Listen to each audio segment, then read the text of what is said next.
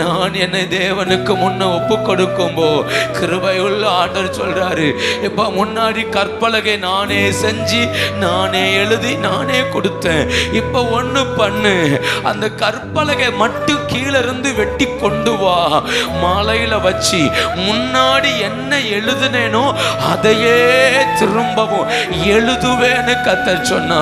இந்த கால வேளையில என்னை தேவனுக்கு முன்ன நிறுத்தி எனக்கு உதவி செய்யணும்னு கேட்போமானால் அவர் நான் உடைத்து போட்டவைகளை திரும்பவும் என்னில் எழுத கர்த்தர் வல்லவராய் இருக்கிறார். நான் எதை உடைத்தேனோ, எந்த சந்தோஷத்தை உடைத்தேனோ, எந்த மகிமையை உடைத்தேனோ, எந்த சமாதானத்தை உடைத்தேனோ, சூழ்நிலைகள் எதையெல்லாம் என் வாழ்க்கையில் உடைத்ததோ அவைகளை எல்லாவற்றையும் திரும்ப எழுதுவதற்கு ஆண்டவர் வல்லவர்.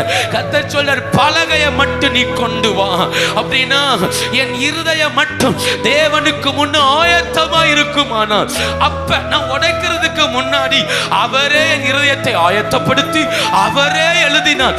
இப்ப சொல்றாரு, நீ ஆயத்தப்படுத்து, நீ சரிப்படுத்து, நீ ஒதுக்க வேண்டியதை ஒதுக்கு, செதுக்க வேண்டியதை செதுக்கு, சரிப்படுத்தி கொண்டு வா.